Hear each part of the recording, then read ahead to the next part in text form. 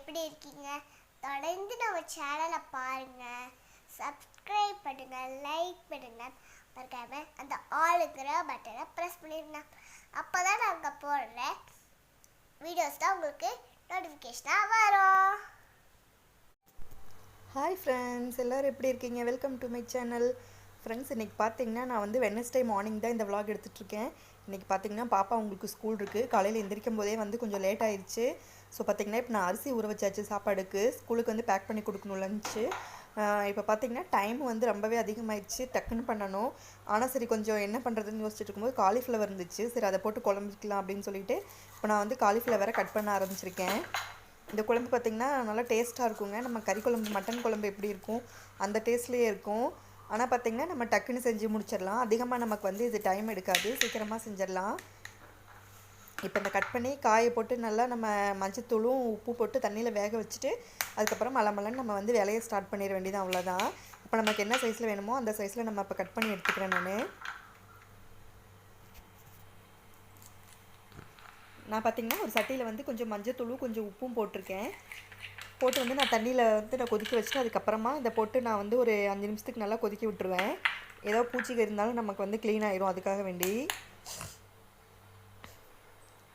பார்த்திங்கன்னா உங்களுக்கும் டைம் ஆயிடுச்சு, அர்ஜென்ட்டில் பண்ணணும் அப்படின்னா இந்த மாதிரி குழம்பு ட்ரை பண்ணி பாருங்கள்.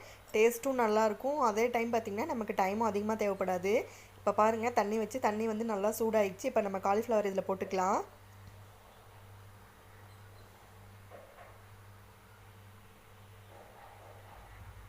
இப்போ நான் காலிஃப்ளவர் இதில் போட்டேன். இதில் வந்து நம்ம கொஞ்சமாக உப்பும் கொஞ்சமாக மஞ்சத்தூள் போட்டு நல்லா கொதிக்க விட்டுக்கலாம் ஒரு 5 நிமிஷத்துக்கு.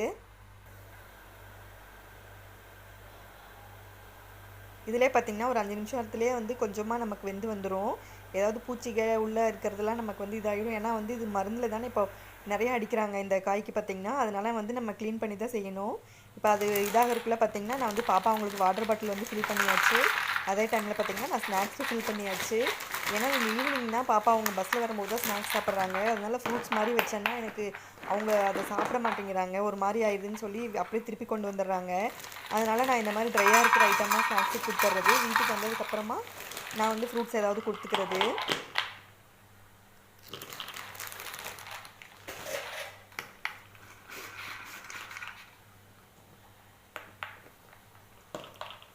இப்போ இதெல்லாம் எடுத்து வச்சுட்டு வாங்க நம்ம காய் எப்படி இருக்குன்னு போய் பார்ப்போம். இப்போ பாருங்கள், நல்லா கொதி வர ஆரம்பிச்சிருச்சு. இப்போ போட்டு ஒரு 5 நிமிஷத்துக்கிட்டே ஆயிடுச்சு. இப்போ நம்ம ஆஃப் பண்ணிவிட்டு இதை வந்து நம்ம வடித்து எடுத்துக்கலாம்.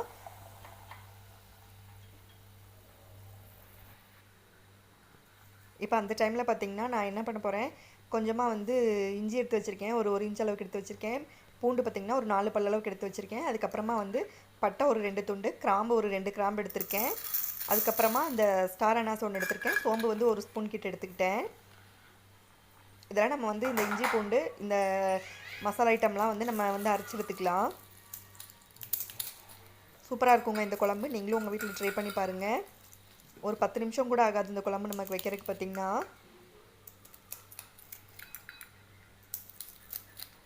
ஃப்ரெண்ட்ஸ், நம்ம வந்து சேனலை தொடர்ந்து பாருங்கள், சப்ஸ்கிரைப் பண்ணுங்கள். சப்ஸ்கிரைப் பண்ணிவிட்டு ஆளுங்கிற பட்டனையும் கிளிக் பண்ணிக்கோங்க. அப்போ தான் நம்ம வீடியோட நோட்டிஃபிகேஷன் உங்களுக்கு வரும்.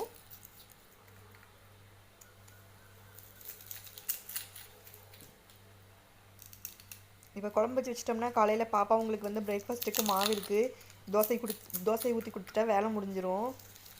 அதனால் சரி ஃப்ரைட் ரைஸ் அந்த மாதிரி பண்ணாமல் சரி குழம்பே வச்சிட்டோன்னா 2 நேரத்துக்கு ஆகும்னு நான் குழம்பே வச்சிட்டேன்.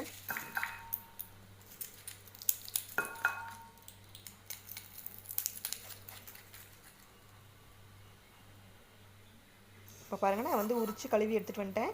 இப்போ நான் வந்து இதை அரைச்சிட்டு வந்துடுறேன்.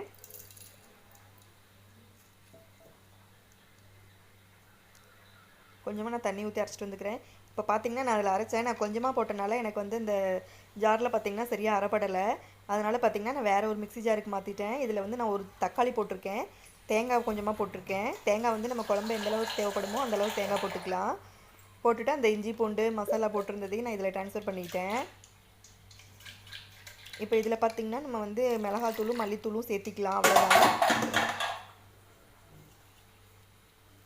மிளகாத்தூளும் மல்லித்தூளும் உங்களுக்கு குழம்புக்கு வந்து எவ்வளோக்கு காரம் போடுவீங்களோ அந்தளவுக்கு நம்ம சேர்த்திக்கலாம். நான் வந்து ஒரு 3-4 ஸ்பூன் கிட்ட நான் சேர்த்துக்கிட்டேன். கரெக்டாக இருக்குது எனக்கு காரம்.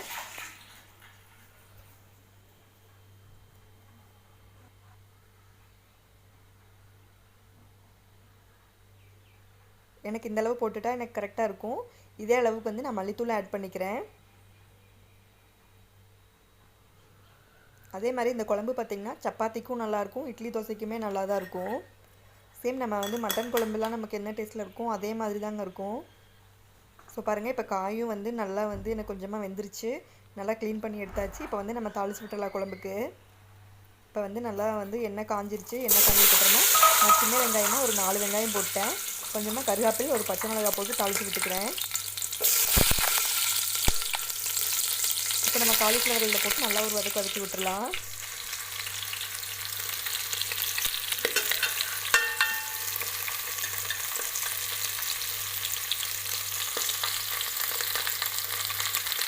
இப்போது நம்ம வந்து அரைச்சி வச்சுருக்க பேஸ்ட்டை வந்து இதில் நல்லா ஊற்றி தண்ணி நமக்கு எந்த அளவுக்கு நமக்கு கன்சிஸ்டன்சி தேவைப்படுதோ அந்த அளவுக்கு நம்ம வந்து ஊற்றி வச்சுக்கலாம். நல்லா அந்த பச்சை வாசம் போகிற அளவுக்கு கொதி வந்துட்டால் போதும், அவ்வளோதான், நமக்கு குழம்பு ரெடி ஆயிரும். இப்போ பாருங்கள், எனக்கு வந்து ஆல்மோஸ்ட் வந்து குழம்பு நல்லாவே ரெடி ஆயிடுச்சு. நான் ஆஃப் பண்ணிவிட்டு பாப்பா உங்களுக்கு சாப்பாட்டுக்கு மிக்ஸ் பண்ணிக்கிறேன். இப்போ பாருங்கள், நான் பாப்பா உங்களுக்கு வந்து சாப்பாடு போட்டு மிக்ஸ் பண்ணியாச்சு காயோட. இப்போ பேக் பண்ணி அவங்களை ஸ்கூலுக்கு அனுப்பிச்சிட வேண்டியது, அவ்வளோதான். இந்த vlog இதோட முடியுது. ஃப்ரெண்ட்ஸ், நம்ம சேனலை தொடர்ந்து பாருங்கள், சப்ஸ்கிரைப் பண்ணுங்கள், ஆளுங்கிற பட்டனை கிளிக் பண்ணிக்கோங்க. தேங்க்யூ. Keep on